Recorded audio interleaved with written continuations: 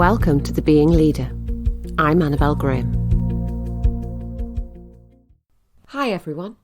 Welcome to this episode of The Being Leader, the podcast that discusses how we need to show up and be as leaders, reflecting on what impacts our behaviours, our relationships and our outcomes, and allows us to focus more on our approach to leading ourselves, our teams and our organisations. So today I'm going to start to think about what that actually means, both at an individual level, a team level, and a more wider systemic level. And I really want you to think about today on the leader that you need to become as we move forward into this century. So 12 months ago today, I made the decision to move my business entirely online.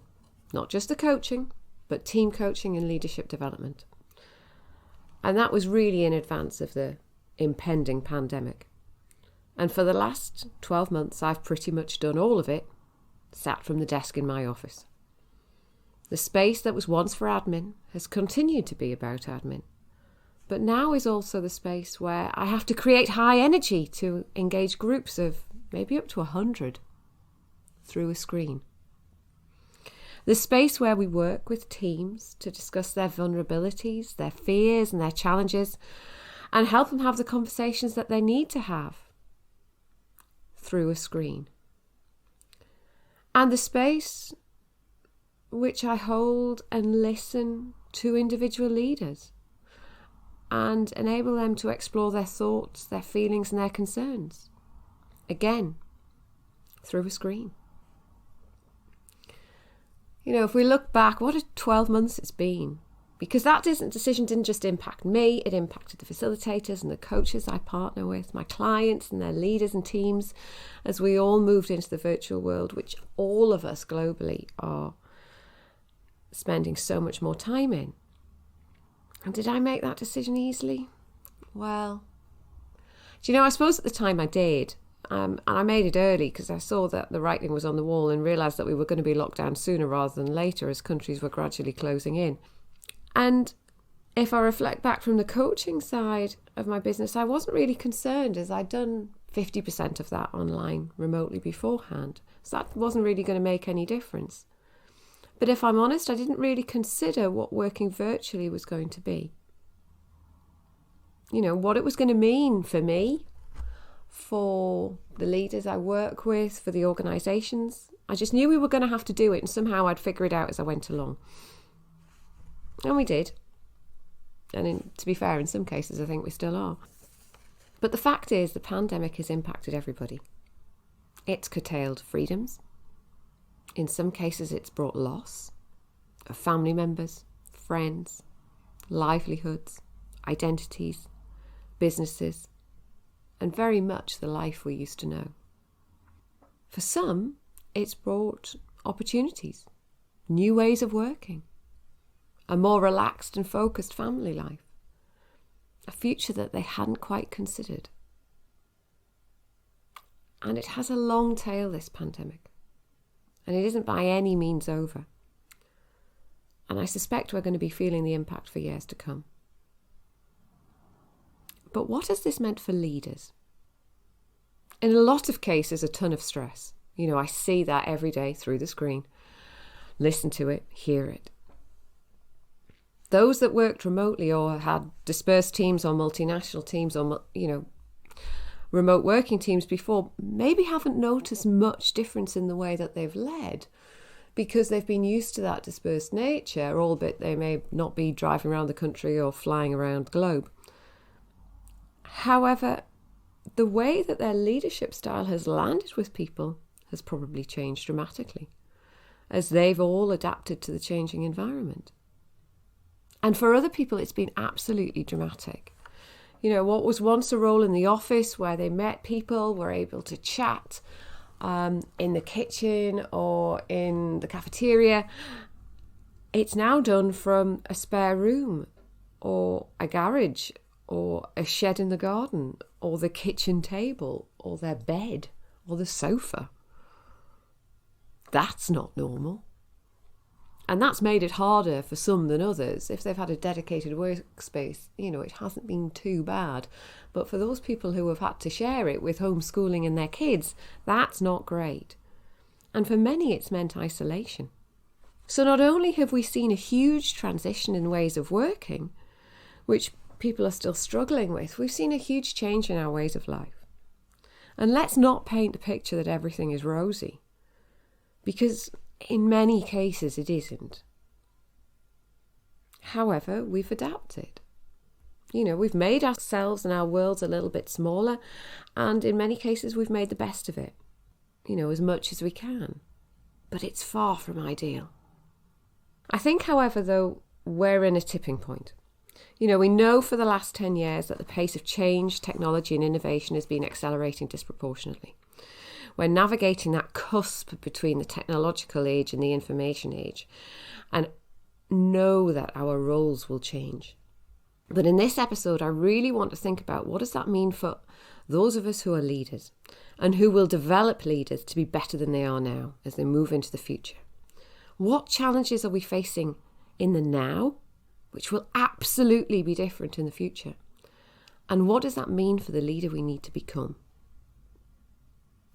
So let's look at where we are now to start with, and the shift and the challenge that we need to be navigating. And when I look at the challenges that are coming up in the businesses I work with and the leaders I talk to, I think we can break it down into 3 really broad categories. And these are, in many ways, the lenses through which we need to view the present, the future, and the actions in which we need to take and the way in which we need to be and show up. So the first of all is the individual. We need to reflect on what are we facing that is affecting how we are being as leaders.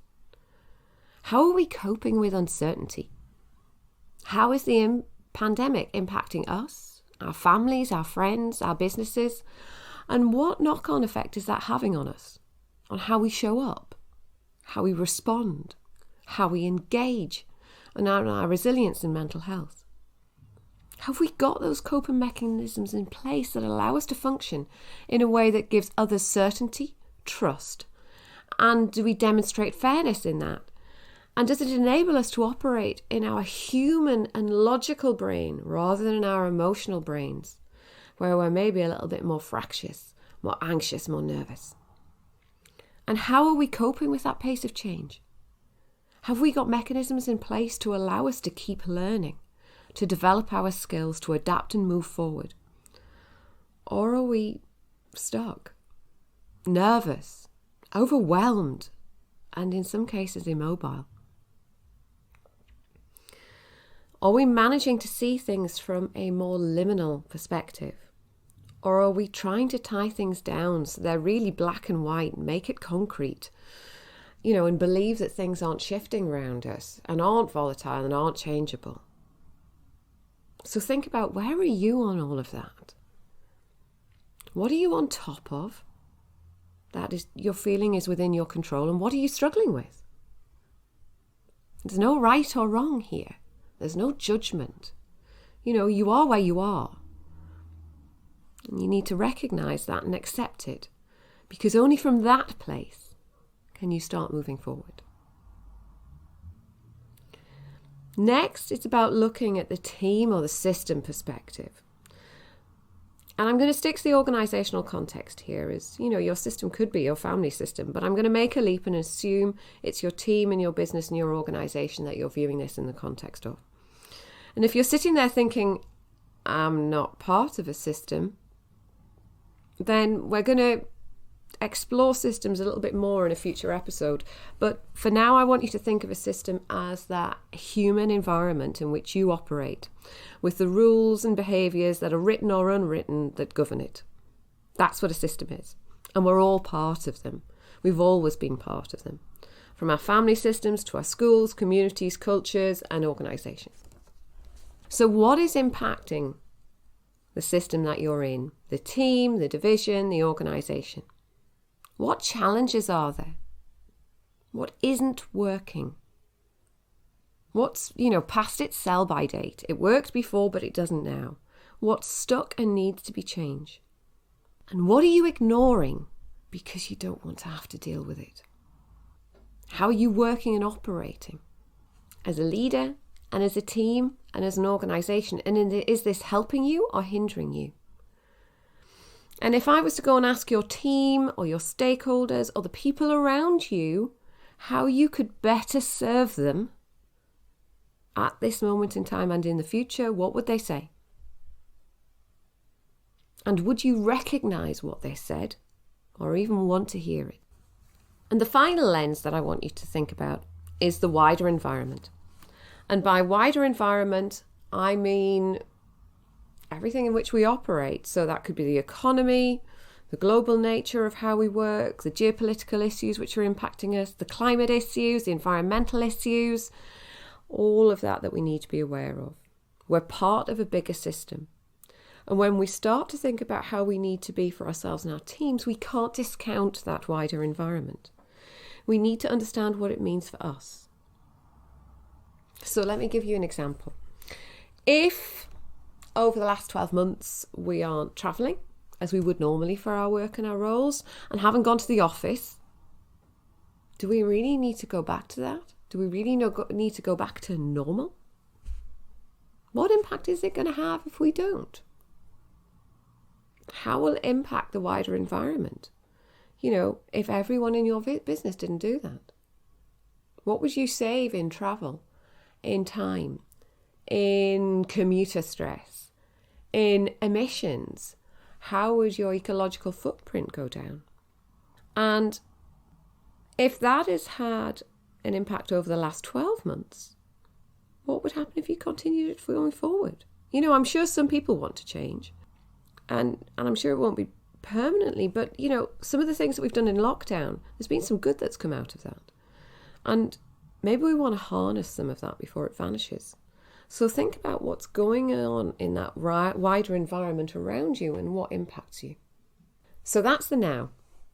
Where are we as individuals, as teams and systems, and what's going on in the wider environment? The next thing I want to do is then look at the future and think about, what's coming up for us. Now, I'm not a futurist expert by any means, but I am interested in it and I do read around it. And we know just from looking back at the patterns of the past in the decades that were impacted in the 1920s and the 1820s, there is a pattern forming. And we're beginning to form it again. If you look back at those two previous centuries, there was a pattern of a mass shift in technology, in innovation, in changes in society, in people's roles within society, in shifting class systems, mass migration, advancements in medicines, the arts, culture. All of that's happened before. As we humans have changed the nature of how we operate in our wider environment, and we're seeing exactly the same themes happen again. So we know through the next decade we will start to see those shifts. What they will look like is uncertain, but the themes will very likely be the same. Now, I don't know exactly how we need to be as leaders in 20 or 30 years' time or beyond, but I know that in the next 5 or 10 years, it's going to be very different than it is now. If I just cast my mind back to 10 years ago, how we work and operate has changed dramatically. And the skills that got us here aren't going to be enough to move us forward. We're going to need to become learn-it-alls, as Satya Nadella says. We're going to have to be people who are constantly feeding, constantly adapting. So if you're sat there as a leader or as a consultant or a coach who hasn't been updating your skills in the last 3, 4, 5 years and are not continuing to do so, then my question to you is, what are you going to do different? How are you going to develop your personal learning environment? Because you need to.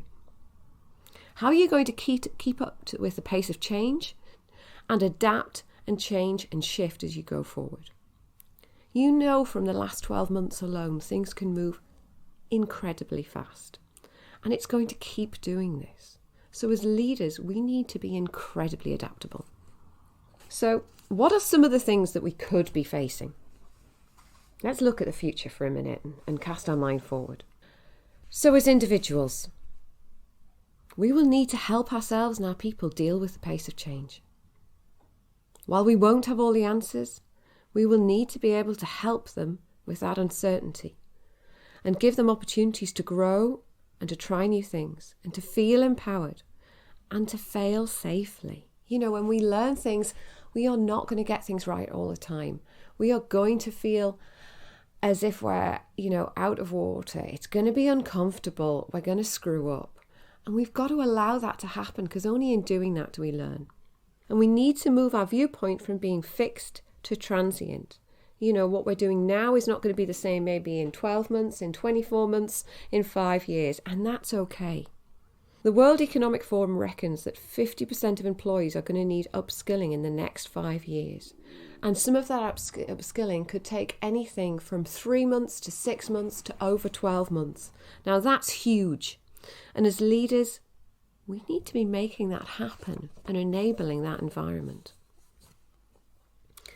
If we then look to the future for the teams and the systems that we are part of, we know from this year that how we're going to work is going to be very different. But how different? Is it going to be entirely virtual? Is it going to go back to the way it was? Is it going to be a mix? I suspect it's probably going to be a mix. It's going to be hybrid. So as leaders, we need to be really conscious about how we're managing our teams, how we're organising our workload, and how we're measuring what people do. Are we measuring them on outcomes or on productivity? Because surely, as long as the job gets done and it's within the timescales we need it to happen, how they go about doing what they're doing doesn't really matter. Who gives a damn? As long as if they're doing their job while they're sat on the beach, then brilliant, fantastic. Well done them for making that happen. Now, I know some of you will be thinking, my role can't change that dramatically. We're in a factory or in a warehouse or in a retail shop. Well, it is going to change, but the bit that probably won't change is you're still going to be on site. But you've got to think about, how do you make that work for your people? How do you give them the flexibility and the autonomy to get the work done in a way that still delivers the outcomes that you need? And when we look at what the future of work is going to be like, there are all manner of ways of thinking about it. PwC has a fantastic piece on the future of work 2030. So if you haven't seen it, go have a look at it. And it gives us 4 very different views of the world. And I've talked about this in a previous podcast, because it looks at the big business, whether it's values driven, whether it's ecologically driven, whether it's capitalist driven. So it allows you to think about things in 4 different ways. And actually, again, we're probably going to have a hybrid of all of those things. But what that means in itself is there will not be a one-size-fits-all approach to how we work organisationally. And as leaders in businesses, we need to really consider what is right for our people and for our organisations, and for how we do business to serve the customers. Because that's what we're there for. We need to listen to our customers as well as our people and take feedback from them, and then make the best decisions that we can with the information that we have, and be prepared to adapt. So that might be working remotely. It might be a hybrid. It might be a flatter organisation, a teal organisation, where we don't have a hierarchy, we don't have leaders, and the best person who can make the decisions leads on every project. So if you don't know what I mean by a teal organisation, look up Frederick Laloux. He's a key theorist on organisations and has some really great stuff to say about that. We may have to dramatically redesign our organisational structures. And we should. Because in many cases we're working in an outdated mode that's hierarchy driven, that was out of date in the late 90s. And we've hung on to it because it's easy. So maybe now is the time to be brave. And then let's look at the future of the wider environment. And I don't need to tell you the impact that we're having on the world that we live in. We know emissions are up. We know we're consuming more than ever before. In the last 100 years, world population has gone from 2.3 billion to 7.8 billion. And we've all but doubled the carbon in the atmosphere. And at the same time, we've halved the amount of wilderness that keeps our planet alive merely by how we exist. By 2040, in 2050, the Future Agenda, who's a think tank that meets every 5 years, predict that we have two ways of living. Either in one of 600 megacities that will spring up around the globe, which have larger populations than some countries, or on a more local level, where we access local economy and are more aware of our environmental footprint. And scientists predict that the human population will peak early in the 22nd century at about 11 billion. But it could be earlier, or it could be later. Now, they're scary statistics. And if that's piqued your interest and you want a short but hard-hitting read, I'd recommend A Life on Our Planet by David Attenborough, which came out at Christmas. It's got some frightening statistics, but some very good science. Or Homo Deus by Yuval Harari. That is an equally good discussion around this subject. But this means when we're thinking about how we need to be and live going forward, we can't just think about ourselves, our families, and those teams and the organisations that we're part of. We have to recognise the wider footprint, the impact that we're having, and what we can do to diminish that and remain sustainable. Because sustainability is key. Think about what's the impact that most of our workforce working remotely means. It could mean we reduce our carbon footprint. We have better speed of execution. We have lower cost and a lower environmental impact. And people are able to spend less time commuting and more time with their families. So why the hell wouldn't we be doing that? So as leaders, what does that mean for us? How does that mean we need to be? And how do we have to adapt, learn and grow to cope with the changes to ourselves, our people and systems and wider environment around us? Well, firstly, we need to be more human. And we need to recognise that we're dealing with humans. That means that we're emotional, we're irrational, we view things through our own lens, which means that it won't always be how things truly are. And we're vulnerable and we make mistakes. But also we're fundamentally, as a society, cooperative. So being more human as leaders means we can engage people better. By being authentic, demonstrating our values and living up to them, and role modelling them well, and being very aware of what we stand for and what our purpose is and demonstrating that, we can build relationships. We can gauge the people who we work with and bring them along with us. But that also means we might need to be compassionate and understanding and forgiving at times. And above all, we need to be self-aware. Secondly, we need to be continuous learners. We cannot be fixed and think our view of the world is enough, or that people within our business know everything. We are far often too narrow-sighted. We're too eager for the quick fix, and we need to open our eyes and look at the bigger picture and really understand what the issues are around us rather than fix the symptoms that are in front of us. To do this, we need to understand what our personal learning environment is like. And by that, I mean, where do we get our data from? How do we learn? Is it books? Is it podcasts? Is it videos? Is it discussion forums? Is it social media? Is it membership of different bodies? Is it visiting different organisations to learn from them, or getting in diversity into our organisation so we get different voices? And by diversity, I mean of not necessarily just of ethnicity or race, I mean of thinking. So people from different organisations, people from different industries, to be able to bring that information and insight in and really help us look at things a different way. We do have to be wary, though, that in doing some of these things that we don't go down too narrow of a path. Because in doing that, we end up living in an echo chamber, and that reinforces our own beliefs, and that can be really dangerous. So we need to be able to have learning that will challenge us, that will make us feel a little bit uncomfortable, that at least makes us think and maybe decide whether or not the truth we see now is the right one. And in that not knowing, we will suspend judgment and learn. Thirdly, we need to empower our people and lead collectively. We need to ditch the ego. We don't have all the answers. We can't do it all on our own. We are part of a bigger system, and we need to use the people around us to do that. We can't be the sole decision maker all the time.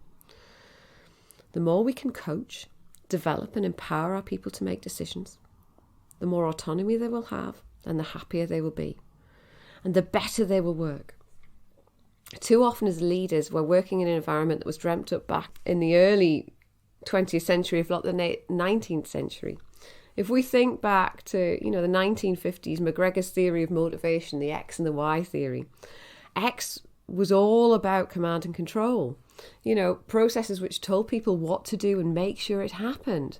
And that's how we've been living our working lives for a lot of the time, for so long. Y theory worked on the assumption that fundamentally people want to help each other. They want to do the work. And, that's what we've discovered over the last 12 months. People are self-motivated. So let's be more Y. Let's help people be autonomous. Let's help people make those decisions themselves. And work with some parameters rather than restrictive rules. Because we need rules. But if you think about it as leaders, the only two decisions we really need to hold on to are the decision that allows us to get resources for the team, because the hierarchy says somebody's got to sign it off. And we need to be able to protect the team from interference so they can get on with what they're doing. And if we do that, we make those things happen and allow people to develop, they're going to work much better than when we become the bottleneck. And finally, we need to pay attention to the wider environment. And by doing that, we need to think systemically. And by systemically, I mean understanding the wider systems which we are part of. So that could be our organisation, our customers, our stakeholders, competitors, our industry, our country, our environment, or our ecology. We need to ensure that all the decisions that we are making are fitting into all those systems. If our businesses are going to continue, and if we're going to continue to be leaders who can operate and move our organisations and people forward, we have to operate within the big picture. We have to understand the forces that impact us from different places and make decisions with a very wide lens. So that's 4 things. And is it exhaustive? God, no. They're just themes that will help us move forward at a very basic level over the next few years. They are broad, wide-ranging and flexible. And that means they can adapt and change as we get more information and as we see how this future unfolds around us. They'll give us the building blocks and they'll enable us to become the leaders we need to become, even though at the moment we're not quite sure what that means. If you want to find out more about this, I'll put some links to some of the resources I've mentioned in the show notes. And over the next few episodes, we're going to be talking a little bit more about how we empower people, about systems thinking and thinking systemically. So by all means, join us and get a little bit more insight into what that can mean for you and for your business. Thanks for listening to The Being Leader.